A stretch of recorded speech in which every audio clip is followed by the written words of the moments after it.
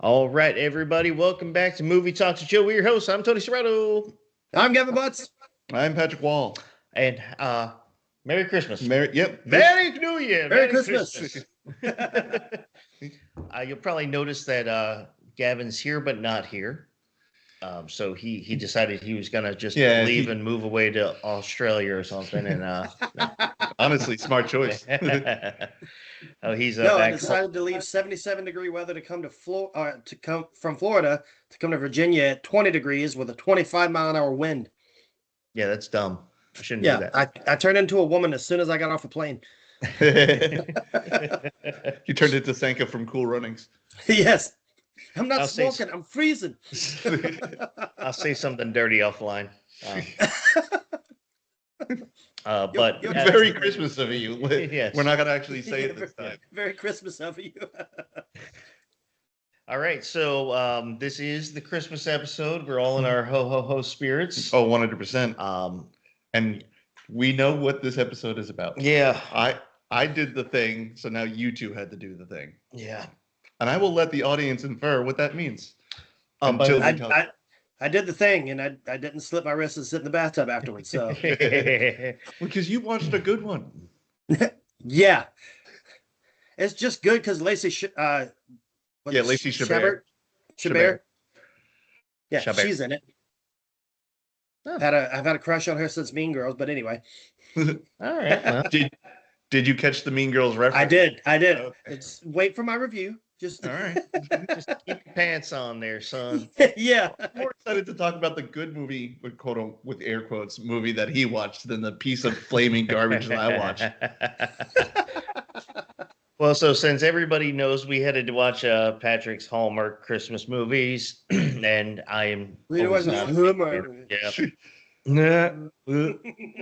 So Gavin, just because my stomach still hurts from this, I'll let you go ahead and start with your movie. Absolutely. So I watched, and I got to watch it with my parents, which is cool. Watched Hot Frosty.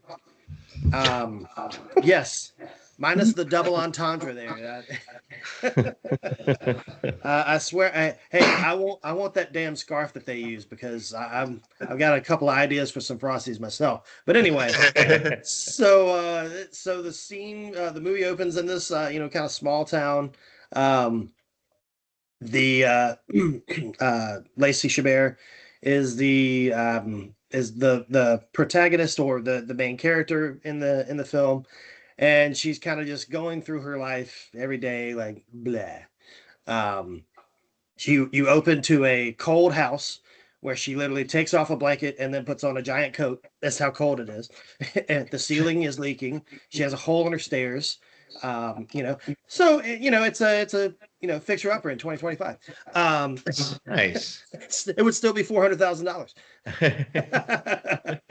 And so she owns this diner out in the middle of town. And down on Main Street, there's this Frosty display where people have come in and they've made snowmen for the town event. And she goes to her friends that are at a clothing store. I can't remember the name of the store that it was. Misplaced bags or something like Yeah, that. yeah. It was basically like kind of not necessarily like a Goodwill, but where some people, take their clothes that they didn't need anymore, and they'd sell it there, and then they'd repurpose it. It's kind of like the local town eBay, and they give her this scarf. And they don't mention that it's magic, but the husband and wife look at him and it's like, the wink. And they get that, movie stare. And so she's walking around outside and she goes over to the snowman display and somebody has made like this very attractive male, Hercules looking dude. And she decides to wrap the scarf around it. And then there's a little twinkle in its eye, and sure enough, 10 minutes later, it's walking around naked down Main Street. Real quick, can I just point out this snowman display is supposed to be like a competition, and it's in the middle of like an island in the middle of the road. So people it's like the median. Yeah, they would have to cross like 3 lanes of traffic to go judge these snowmen. Yeah, exactly. So anyway, as after that, the snowman again comes alive and starts walking around the town buck naked. Um, funny little line in there is, this old lady kind of sees what's going on, and scares the husband and the dog. But the old wife runs over and goes, "Well, let's investigate." Because who wouldn't want to investigate a topless man or a fully nude man running around? It looks like Hercules. True. So he breaks into a store and then steals clothes.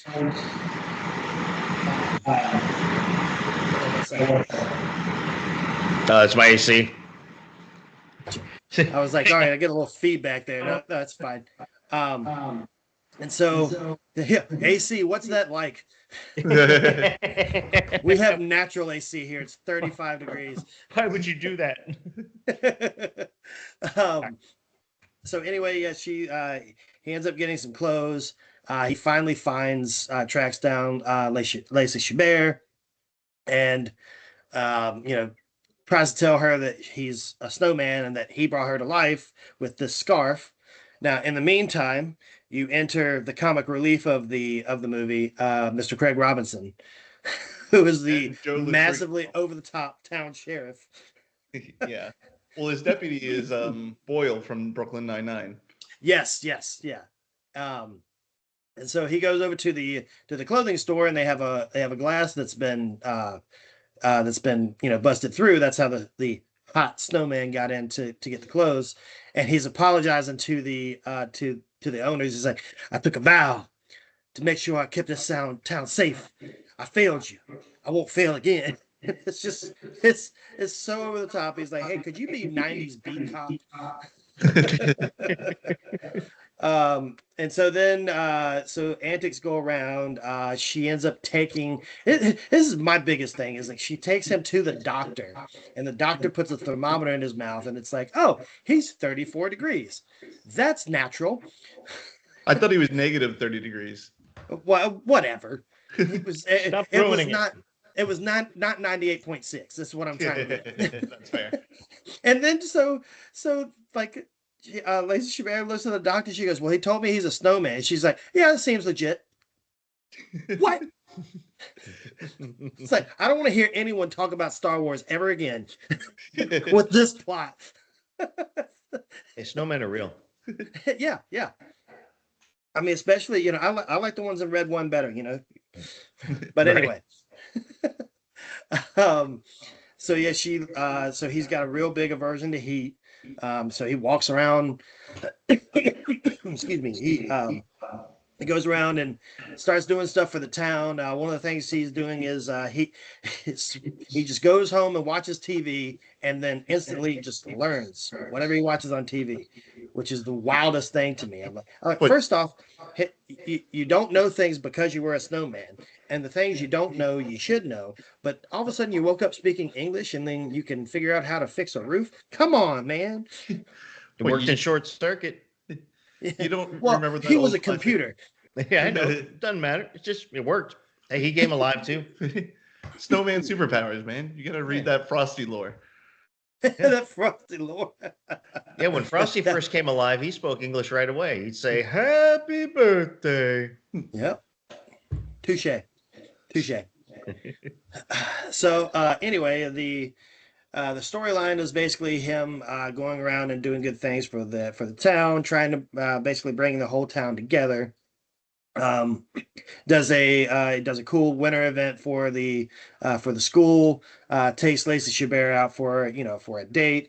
Her backstory is any Hallmark. The only people that die in Hallmark movies are the people that were already dead. That's fair. That is the only death in Hallmark movies. So she had a husband who apparently died or passed away from cancer. And that's kind of how she was just in her little rut of life, living, her lone little area and not really getting past that thing. So hot Frosty came in to, heat up her life while also freezing it over. Yeah, she should lose a finger every time she touches him. It should immediately freeze. So I did pause the movie, or it was when a commercial was rolling in from the show, and I looked at my parents. I was like, I don't want to be crass, but if they have sex, is he going to melt or is she going to freeze to death? Yeah, her core temperature is going to drop like to a deadly level. And what happens? What happens when he finishes? It's no flame. It's just an icicle spear. That's adorable. Oh. Ugh. That went to the other Frosty. Or excuse me, the other Jack Frost movie. The good one, not that dumb Michael Keaton one. Shut your face. Yeah, sure. So anyway, Craig Robinson is like, his whole thing is he has to track down Frosty because he's the only thing that has caused a ruckus in the town since he became sheriff. Oh, and I apologize. I did skip away from the throwaway line earlier. When Lacey Chabert sits down Hot Frosty to watch TV, she's trying to, keep him busy, telling him to lay low. There's a Christmas movie that comes on that's I can't remember the name of it. It's one where Lindsay Lohan, she falls down and gets knocked out, and that's it's another Netflix Hallmark movie. Yeah. Well, anyway, she cuts it on to that, and it's the scene with her on there, and she goes, "Huh, I think I went to high school with her." So tribute to Mean Girls in there, which was I did laugh at that one, like belly laugh. So that was a good one, and I laughed at half the things that Craig Robinson did because it was so over the top and stupid. But it's Craig Robinson. Yeah, it's Craig Robinson. And the outtakes at the very end, he did he's out in the middle of the street playing piano, and they've got fake snow going over, and then it's the camera pans out so you can see the whole scene. But it's like they had to have been hot because all the people that were on the that were working the the key grip and the cameraman, they're all wearing shorts. So it was probably filmed in July. Sounds about right. But at the very end, Craig Robinson tries to melt Frosty in a hot jail cell. Townsfolk not hot, it's just a room temperature. Whatever. It's like 70 degrees, which is the surface of the sun for him, apparently. And so then the townsfolk come together and they pay his bail to get him outside, where she takes, you think he has died, and she takes the scarf off. And then magically he wakes up and goes, "I'm cool. I'm a real boy." Yeah, pretty much. All right. And the end. There's bravo. Good recap. I will say there's a joke that Gavin skipped over. Craig Robinson is talking with someone, and Lacey Chabert goes, "You couldn't get an identification from that old woman?" And he's like, "No, we could. Oh, yeah. We needed a description of his face because the only thing he was staring at was his... Yeah. That was good. I think that's probably my favorite joke in that movie. So, it's like, yeah, we spoke to the husband. He couldn't see his face, and his wife's not talking. Yeah, fortunately, we needed a composite of his face. And for those out there who might want to see it, where did you find this at? This was on Netflix. Okay. And it came out last year, 2024. Okay. So it's relatively new. All right. Like I said, I like that movie, but I'm a broken person. Yes, you are. Yes. You are broken. I wasn't going to say anything, Patrick, but acceptance is the first step. We'll get him a magical scarf. Maybe that'll help him out. Make me a real boy. Don't do that. There's no snow in Florida. I'll just be made of sand. I would go. Hey, at least won't melt you. I mean, freeze you over. Just I'm not going there. I just like the idea of turning into Sandman from Spider-Man 3. That would mean I was originally in Wings, so I'm a millionaire. I can't remember his name at the moment. I don't think it matters. Yeah, he doesn't listen to the podcast. I mean, his real name matters. Yeah, but the fact that I can't remember it. He was also in that movie, or that TV series, Divorce. I don't know that. Divorced with Sarah Jessica Parker. Am I saying that right? Yeah. He was also in Daddy's Home, the first one. Yeah. Oh yeah.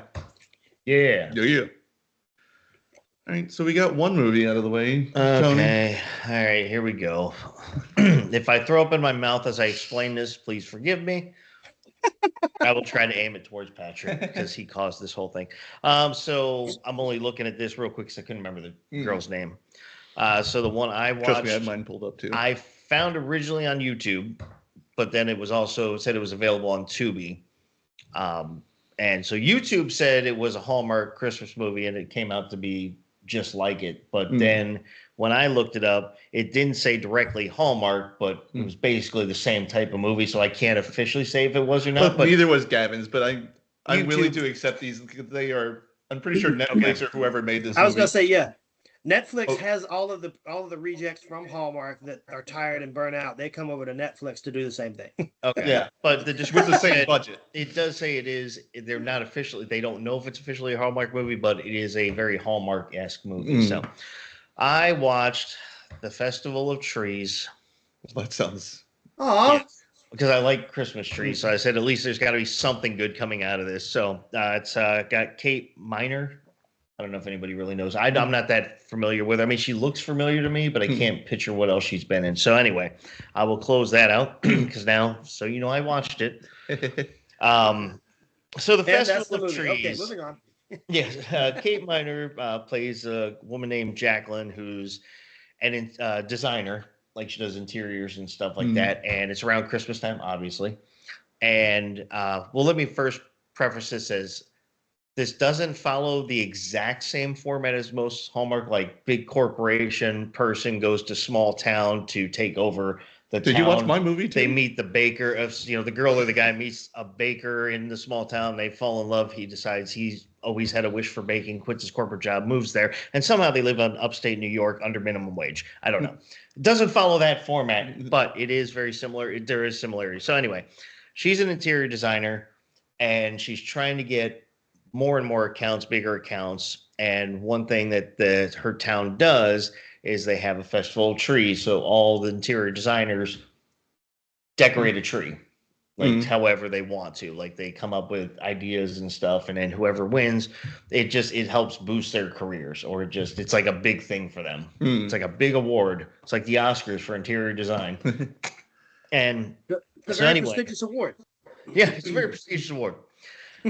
So the most people are getting like corporate sponsorship because it just helps boost, because the council or the whatever you want to call it of people that decide, if you can enter or not, they prefer if you have a corporate sponsor. She can't get one, or she goes to meet one. The guy kind of likes her ideas. He's like, but it's not up to me, but leave your portfolio here and I'll bring it to my partners. We'll make a decision, because I can't just make a decision to sponsor you. He calls back and decides they're not going to move forward, or another woman ends up getting the corporate sponsor, another designer who's like a big, well-known person. She's like on the news there and all this other stuff.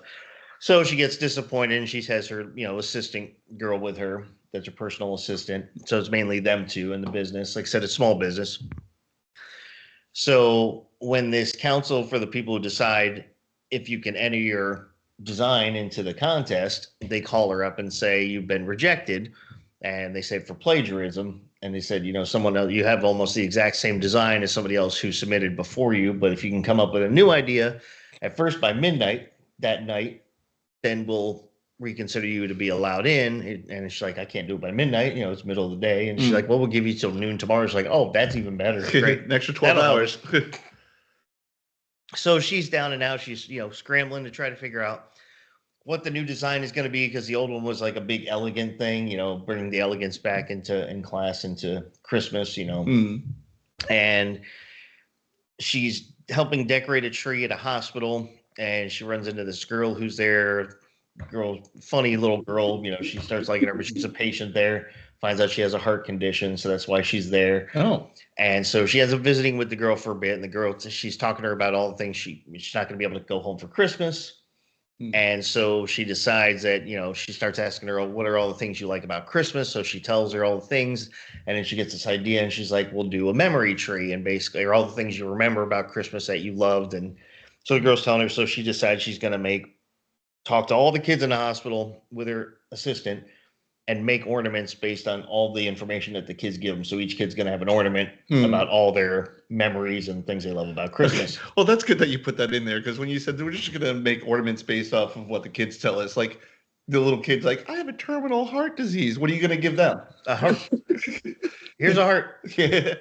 So I have lymphoma. Oh, This is a bag of blood. And before she goes, I'm sorry, I should have said this. Before she goes to the hospital, when she's still down and out, she's trying to get ideas. So she's in this tree, this Christmas store, kind of like a Robert's that we have down here, Robert's Christmas World. Oh yeah, up on 60. That's got everything. Mm. And so she's in there. She's got a box full of things. She's trying to come up with ideas. So this is before she meets the girl. And this guy walks up to her. He says, "Excuse me, can you tell me what would look good on a tree?" And she basically freaks out on him because she's just in a bad mood. Mm. She's like, "Here, just take the box, and I'm sure somebody like you, a construct." She looks at him because he looks like a lumberjack almost type guy. She's like, "I'm sure somebody in construction, you'll find something that you like in here." And he was very nice. He's like, "Oh, well, someone had a bad day," and just lets her go about. So her and her friend go back to the hospital, and they start interviewing all the kids and asking them, and the kids, "What do you want? What do you love about Christmas?" Blah blah blah blah blah. And so she decides she's going to need some things for the decorations. I'm sorry, I just can't think of what do you want for Christmas? To see next year. Well, I'm sorry, I can't do that. Sorry about that. Sorry, kid. You're out of luck. And so she decides one of the best I can do is 2 weeks. Some of the ornaments they need like fresh branches from actual Christmas trees. So she goes to a tree lot and she runs into that guy. Mm. And she's like, and he ends up working there. And she's like, I need fresh branches. He's like, "Oh, well, actually, why don't you buy a tree? You can have the whole tree." And she's like, "No, I just want some scraps and branches." He's like, "Well, we don't really do that." So she demands that she talks to the owner. So he walks, "I'll get him for you." Walks into the trailer, comes back out. He's like, "Hey, I'm the owner." Mm-hmm. And so now she's like, "All right, well, he's like, just buy a tree." And she's like, "Well, give me that little scrawny one." And she, Wait, here we go. Yeah. I'm the owner, right? yeah, basically that's what it is. Well, he goes in without a hat, and he comes out with a hat. It says manager on it. And so he goes deliver. She asked him if he could deliver the tree because she drives a convertible. He can't have tree sap on the convertible.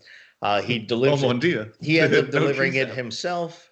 So anyway, she apologizes for being rude. She's like, "Let me give you a tip." He's like, "No, I can't accept that. I did it just to help out." And she's like, "Well, I made some hot cider. Do you want to go for a walk?" So this is where like a romance thing starts. So they're talking and everything's going well. And they go back to her place and, he's like, "All right, well, have a great night." And you can see, and she's like, "Well, what's going on here? Something happening?" He's like, "I don't know." And then he gets a phone call and he's like, "Hey, sweetie, yeah, I'll be home. I'll be there in about 15 minutes. So she automatically assumes it's a wife or a girlfriend. And she just flips out on him and says, she's like, does a weird kind of flip out thing. And then she's like, "Nope, you know what? Everything's fine." He's like, "Is everything okay?" She's like, "Everything's fine. Have a good night." Slams the door in his face. Oh. So she goes to visit the girl with her ornament that she made her. And the girl loves it and everybody loves it. The grandmother's there. The doctor walks in. Well, the guy walks in. Turns out it's his daughter. So this is where the format actually starts coming back, because she's not a corporate person who moved to a small town. She's always lived in this town. She's like, "Oh, I didn't know this was your daughter," blah, blah, blah. They end up reconciling. They start seeing each other. She starts creating, the tree. She gets it all done. She gets it entered into the thing. Lo and behold, basically, she ends up winning. And basically, long story short, is she ends up winning the thing. Gives a big thing about because she wasn't that much into the spirit. I mean, she liked making the design for the tree, but she kind of lost over time as growing up. Lost the spirit of Christmas. He was a very Christmassy guy, like always talked about trees and putting up ornaments like it was poetic. So she gets that feeling back, and then when she accepts the award, she says it's not about the ornaments, it's about the memories that you make. It's the memory tree wins. Lame. Yeah. Then of course then the original corporate guy that was supposed to sponsor her finds her in there. He's like, "Congratulations, I have to apologize." He's like, this woman came in and she said, an elegant person, you want someone with elegance and experience for your tree. He's like, "I made the mistake and showed her your design." So she's the one who actually stole her design. And that's implied anyway early in the movie. I just didn't feel it was that relevant because they already said she couldn't use that design anyway. But she had known she just stole it. And she's like, "Well, stealing is right." the guy's like, well, my wife loved your tree, and she said our offices need a redesign, so we'd like to offer it to you. So she starts getting the corporate jobs now, and then of course, the guy ends up kissing the girl, the guy she's seeing because he's at the event, congratulates her. They go to the tree, back to the hospital. Little girl can go home for Christmas. Woo! The doctor's giving her the ability to go home at least for Christmas. Doesn't say she's cured, but she's well enough to go home for Christmas. I'm going to need you back here on the 26th at 7 a.m. for open heart surgery. It's like when they cut off A Christmas Story at 8 p.m. on Christmas Day. Exactly. So she's able to go home for Christmas. They get the ornaments off the tree. They go in to give them the kids because they belong to the kids. The little girl says, no, let it stay on the tree. He's like, but darling, don't you want it? That's your ornament. She's like, what's important is that everybody enjoy, so you get the heartfelt moment from the kid, doesn't have any selfless or has no selflessness or selfishness. She gets to go home for Christmas. He invites her over. Ta-da. They win. The girl ends up talking to her assistant who's been with her the whole time. She fires her. Mm-hmm. She says, hey, by the way, you're fired. And she's like, what? I'm fired? What did I do? And she said, well, I can't have, you be my assistant and be the head of my operations or whatever she says. And she's like, so, go, first rule, board her business, find us 2 new assistants. She's like, I get an assistant? She's like, yeah, you can't be answering your own phone. So she gets a raise. They get the corporate job. She finds the love of her life, gets the heartfelt Christmas spirit back again. And okay, so I know what like they were going for, where like you're fired, but no, because you're getting promoted. It's Christmas. Just say she's promoted. Well, that's what the girl says to her. She's like, there's so many better ways to tell somebody they're getting a promotion. Yeah. So, Festival of Trees. If you're into that kind of thing, go ahead and watch it. It's like I said, it's on YouTube, but it's also on Tubi. It's on a few other platforms, but I will say on YouTube, it was annoying me because every like 15 or so minutes, whoever uploaded that video, the audio would cut out for like 2 minutes. Oh, really? And I'm like, well, it's only 2 minutes, so I can't miss that much. But then it was doing it like every 15 minutes. I'm like, there might be plot points that I'm completely missing here. It's like when I watched The Godfather, but someone forgot to put the subtitles for the Italian parts. Like, I'm just getting like what's going on through context. Get a Rosetta Stone. This I had to learn how to read lips. I was like, I can't do that. I can't go deaf in a matter of an hour and a half. So I was able to find it on Tubi and at least fast forward past the first 15, 20 minutes that I already saw to get to that point and then watch it from there on. Nice. Festival of Trees. Sounds like a evergreen movie. Yep. And the weird thing is the girl that plays her assistant, if you remember in Dumb and Dumber, remember the hitman, his partner, the woman that was his partner? She kind of looks like her a little bit. Oh, okay. So anyway, that's my story and I'm sticking to it. Merry Christmas. Well, that sounds enjoyable. For you. No, that sounds just as boring as the one I watched. And, like, I genuinely love most of these movies because they're so bad, they're funny. And this movie had a great promise at the start. And I was like, well, that's bullshit. Let's go ahead and talk about that one. Mm-hmm. And then it just became this who gives a shit movie. Like, they're all trying to, like, get these character arcs, but it really doesn't. It lands flat, like, at the end of the movie. It's like, I don't... What? Who gives a shit? Like, this is nothing. This movie is nothing from, like, the 90-minute mark on. Kudos to the writer and director, by the way. The movie is only 90 minutes, so I meant 45 minutes. So I watched a movie called It had great sound. Yes. I was able to hear all of the unfortunate dialogue. But I watched a movie called Christmas on Honeysuckle Lane. Stars Colin Ferguson and Alicia Witt. I didn't know who Alicia Witt was before this movie, but apparently she was in the original David Lynch's Dune. She must have been like 6 at the time. Okay. And then she was in a couple of episodes of the original Twin Peaks, and then she was back again for the reboot in like the late 90s, early 2000s. Okay. I remember the character name, but for the life of me, I cannot picture the actor in that show. Anyway, the description of the movie is: a woman discovers the power of love and family when she celebrates Christmas for the last time with her siblings in their childhood home. I immediately was drawn to that, like, ooh, why is it the last time? Is someone dying? Like, or is the house being demolished by an evil landlord or something like that? Yeah. It's way worse than that, and not like worse in it's just writing from Hallmark. It's just writing.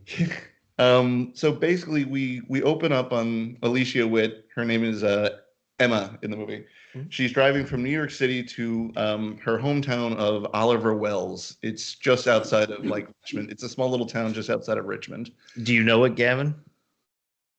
No. Okay. Is it Richmond, Virginia?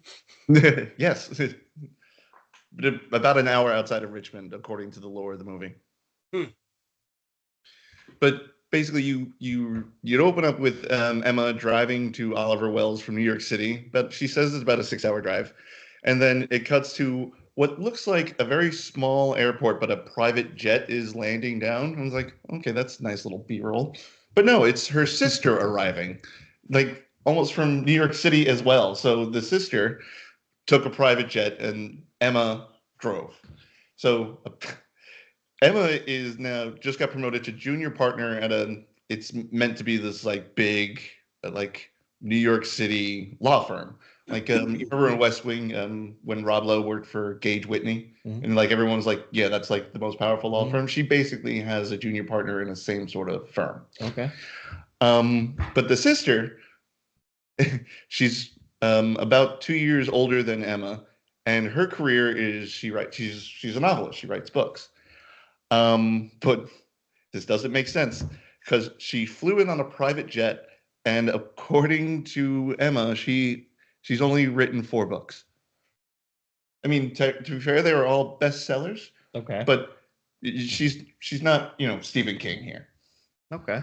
But also to give you a sense of the kind of books that she writes, her last book that she wrote was called Mindful Passion, Mindfulness for the Busy Creative.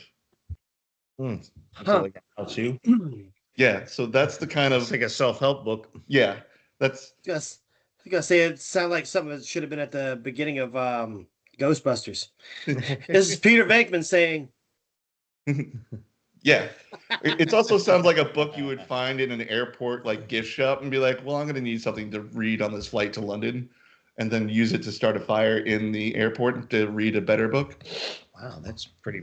Wow. It sounds like a garbage title. Like, Hallmark, get your shit together. "You're telling me there's a chance."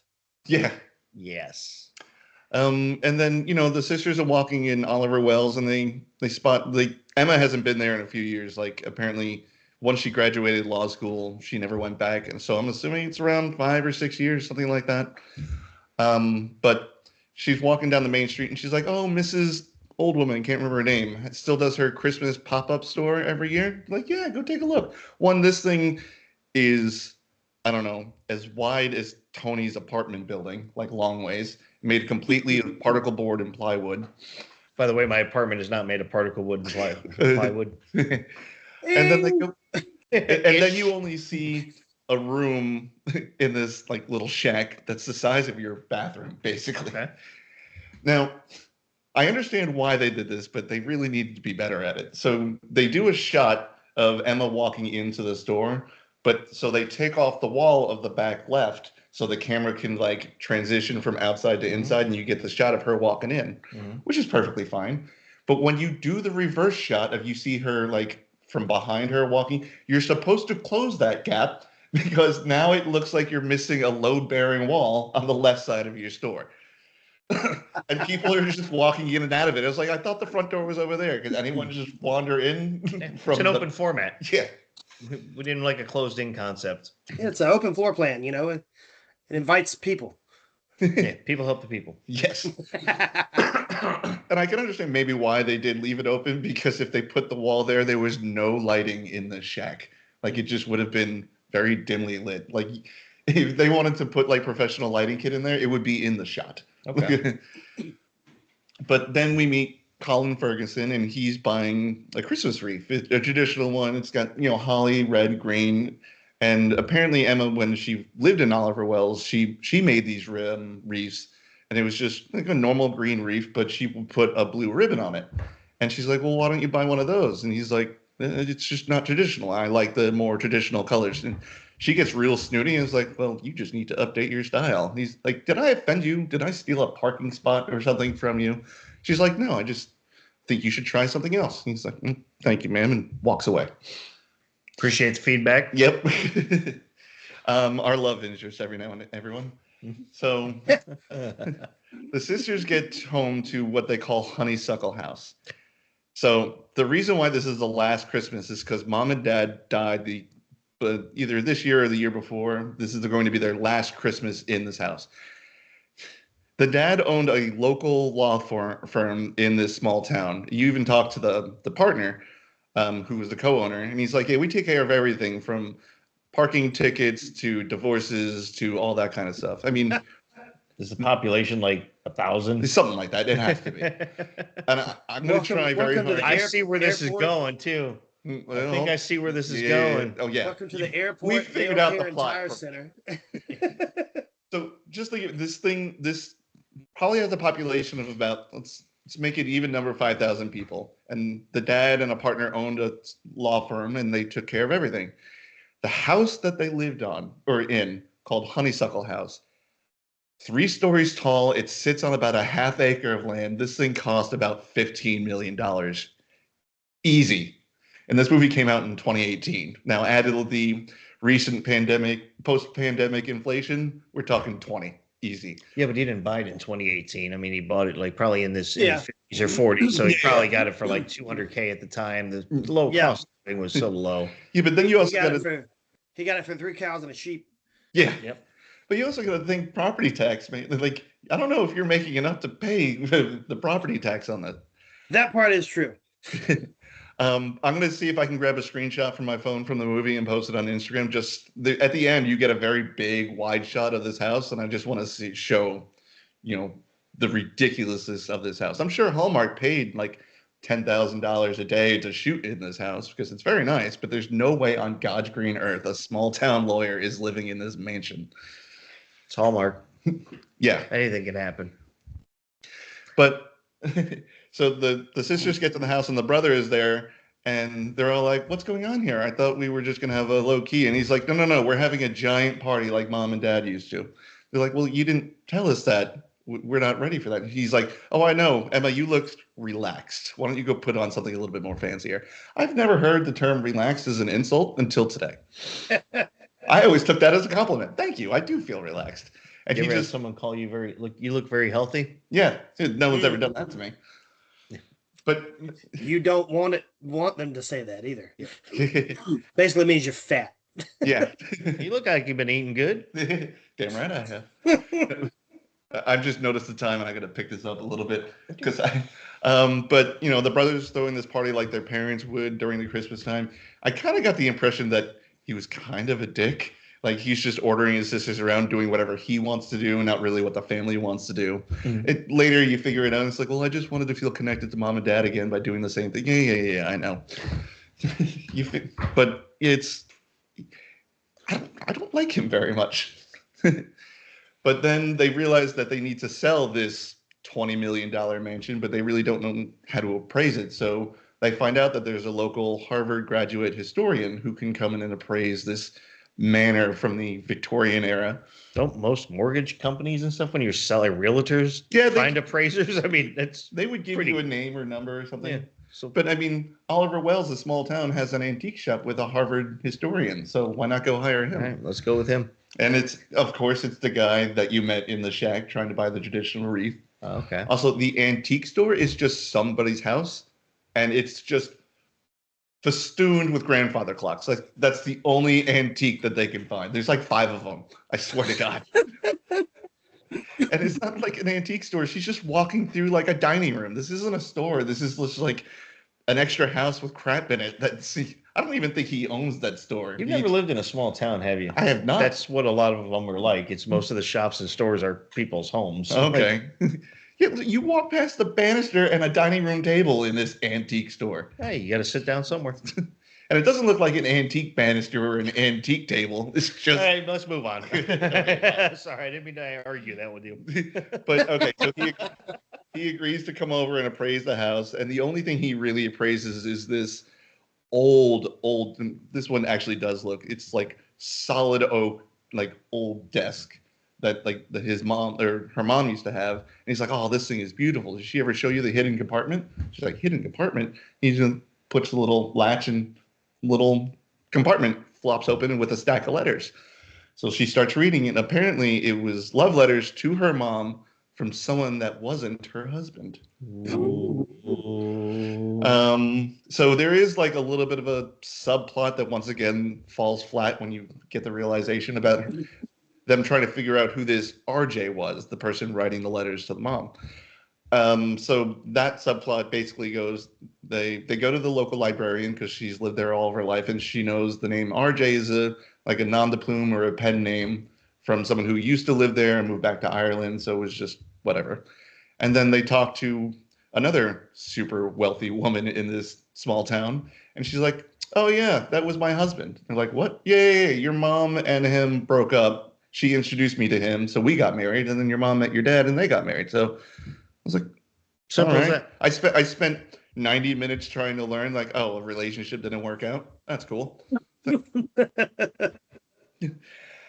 And then Story of my life. Anyway, then the movie just it gets a little bit crazy. Like, so there's another plot where Emma just recently broke up with her longtime boyfriend. We're talking like 5-10 years, something like that.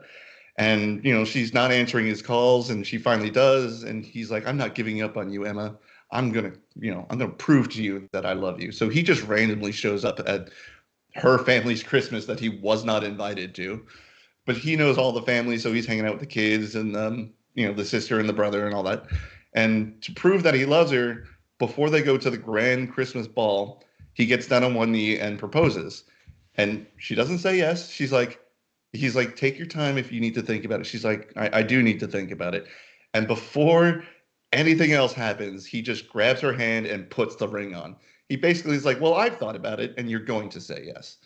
Like, it was either if it worked, it would have been like the greatest power play in human history, but it didn't. So he's just a gigantic douche. But apparently, he quote unquote gets the ring size wrong, so it gets stuck on her finger. So she has to go to this Christmas ball where Colin Ferguson is. Oh, real quick, I skipped over a really funny scene. So the brother and his kids and a bunch of the town kids are going to be in this snowman building competition. Mm-hmm. The brother signed up Emma and her what he thought was her boyfriend at the time, Ian, but Ian's not there. So the woman running this competition obviously sees Colin Ferguson, walks over to him and says, "Hey, you're doing this now." And he's like, "I'm not really a participator. I just like to, enjoy the holiday spirit and watch and all that." She's like, "No, you're doing this." He's like, "Oh, okay." Emma's all like, "Can you build a snowman?" I was like, "I can build the best snowman." She's like, "I'm in it to win it, baby." I was like, "All right, this is weird energy, but let's do it." And then every other team is just a group of children. Like there are these two adults competing against little children. And they're all like, "Yeah, we're going to take all these fuckers down. Their snowmans are garbage." And then they're like, it's like the Grinch running the sack race against kids. Yeah. But, they build their snowman and they're looking around. All these little kids are like making their snow. Like little kids made like a little mini snowman. It was actually kind of adorable. And then they're both like, "We're monsters, aren't we?" They're like, "Yeah." So Colin Ferguson knocks off the head. And the judges are like, "No head, disqualified." I was like, you had to have seen him do that, right? You were standing right next to him. Like, you don't have to be a B word about it. This episode does go out on Christmas Eve, so I could assume if somebody's listening to this on speakers and they've got family running in and out of like wherever you're listening, I don't really want children to hear me call an old lady a B word. So I'm going to try and limit my swearing. Although I want to swear so hard at this Don't do movie. All right, so mistletoe. Mistletoe. Yeah. At the end of the snowman competition, Colin Ferguson invites Emma to go grab a cup of hot chocolate. And, they're talking, chatting, and flirting and blah, blah, blah. And he's like, "You know what? I'm going to have to cancel the hot chocolate. How about I come over tomorrow morning, continue appraising the house, and we can just have a cup of coffee?" She's like, "That's cool." And then he runs off to a woman, a blonde-haired woman. And, she's like, "Oh, hey, there you are. I've been waiting for you." And then she lock arms and walk away. And I was like, oh, okay, maybe there is something here, a little love triangle going on. It's weirder than that would actually be preferred. So cut back to the Christmas ball. Emma has a ring stuck on her finger. Colin Ferguson is there. He notices it because at this point they're like, falling in love with each other, the normal Hallmark stuff. But he sees the ring. He's like, oh, congratulations to you and Ian. I'm very happy for you. And then the blonde you saw from the snowman, who you find out is the owner of the local diner and also head waitress. Like, the economics of this town are baffling. All right, we got to move on here, but we got about like 10 minutes left here. Okay, fine. But the blonde comes in, puts her arm around Colin Ferguson, and it's just she's being nice, friendly, and blah blah blah blah blah. Okay, and then Christmas ball happened, little mess up happened. Cut to the next morning, Christmas Day. They're opening gifts. You get an emotional, not rant, but story from the brother who's like, I just want to be closer to mom and dad. That's why I wanted to do everything the way they did. Blah blah blah blah blah. And then they're opening gifts, and Emma gets one from Colin Ferguson, and it's a replica or a replacement for a nutcracker that she broke a few years ago. And it's just, because it was something that her mom had, and she's really happy to have like the twin that goes with the one that she still has. So she goes over to talk to Colin Ferguson, and then the blonde opens the door. So at this point, you have to think, all right, they're clearly in a relationship. Jack or Colin, I want to say Jack because that's his character from Eureka, but Colin Ferguson. They talk and, it's all like, we're friends. I get it, blah, blah, blah, blah, blah. So he goes back inside and the blonde waitress comes out and she's like, why didn't you tell him we weren't a thing? She thinks we're friends, but she's like, you love her. That's why you bought the blue reef. Like, you've never done that before. And he's like, my God, you're right. And then you get like a little slow walking of Emma just walking through the town with, Legally Distinct Celine Dion playing in the background. She winds up, go. Yeah, something like that. And then, she gets home and it's Colin Ferguson sitting on the steps saying, like, she reveals that she wasn't really engaged. Ring was just stuck. For the record, it wasn't. And halfway through the ball, it takes her 10 seconds to wiggle that thing off. Don't know why she didn't do that soon. But, and then she's like, well, what about you? And I think her name is Christy, the blonde waitress. He's like, yeah, we're cousins. I was like, well, that freaked me the hell out. You guys are a little bit touchy-feely for cousins. Like, I get being close with your cousins, but I generally got the sense you two were dating. Like, they're from West Virginia. Yeah. It wasn't as bad as the brother and sister from Hanky Panky, but it was damn near close. And then obviously, they kiss and they fall in love. And then Colin Ferguson goes to their family Christmas. He invites his family over. And there's a throwaway line in the movie. He's like, so what do you do for Christmas? And Colin Ferguson says, oh, it's just me and my mom and then friends and friends. I'm like, okay, that's cool. At the final shot of the Christmas dinner where both like friends and his family and their family all come together, there's a shot of a random old, looks like a Serbian woman. She's very old. The term isn't correct, but if you know the nomadic tribes from Eastern Europe, they were called gypsies. That's not a thing anymore. Mm-hmm. She looks like one of those. And I was like, who the oh, is that his mom? I guess so. It's the only time you've ever seen her. She does not speak. She's just sitting there with a smile on her face, just waiting for the food to be done. And then they kiss, and then you get a pan out of this $20 million mansion and credits. It was so boring halfway through. I was so disappointed. I want to rag on this movie so much more, but I don't know what I could say outside of just recapping the movie. Nothing I could say would be worse than you guys actually sitting down and watching it. All of you are now dumber for having listened to this. No. You guys are Patrick, fine. No points. I at least made it slightly funny. This movie did not. But yes, Christmas on Honeysuckle Lane, which, by the way, bullshit name. It should have been Christmas at Honeysuckle House. Because they never say Honeysuckle Lane. Obviously, that's probably the street that it lives on, but they just refer to the house as Honeysuckle House. Just all right, then. Bad writing. All right, then. What happened? I'm sorry, I blacked out. What happened? It's getting hot in here, huh? Well, you have your coat on. Do I? All right, went then. Into a fugue state for 5 minutes. We've only got a couple minutes, really. But Thank you for that wonderful idea, Patrick. It was the greatest Christmas gift You know could what? have ever gotten to me. Last year, I enjoyed the crap out of this when we did it, but I just chose a real stinker this time around. And for Patrick's knowledge, Terrifier 3 is now available on Tubi. Hey, the rules were no Terrifier movies. I'm just saying, if you choose to watch it before the holiday, or any of you kids out there, Not it's now kids. available on Christmas Tubi. movie. Not kids. I'm gonna go ahead and say that. Whoever wants to watch it, I make no restrictions on anybody. That's Tubi's Yeah, fault, the not mine. I can't. FMPA puts restrictions on who can watch Yeah. these movies. Yeah, not me. I don't do that. I don't restrict life, man. Yeah.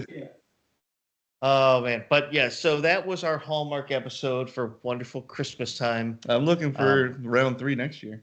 No, I'm not. Yeah, that ain't happening because I'll let you slide on Halloween next year. I ain't doing Well, this then, again. you know what? I'll watch a movie and record it myself. I've been to jail With- and I ain't going back. With blackjack and hookers. You know what? Forget the Hallmark movie. Oh man, but we do have to head off here, guys. Just want to say again, thank you so much for joining us. Merry Christmas. Merry Christmas from indeed. Movie Talks Merry and Christmas. Chill to you. Join us. You know, we got one episode of the year left because we'll have New Year's, and Yep. then that's it. Then That, we that begin the episode will year. come out December 31st, actually. Yep. So we will be joining back next week to talk about the new year. But until then, have a very Merry Christmas. Enjoy the family. Enjoy the treats. Enjoy everything about it. That's what Christmas is all about. And for Movie Talks and Chill, we are your hosts. I'm Tony Serrato. I'm Gavin Butts. I am Patrick Wall. All right, guys. Take care.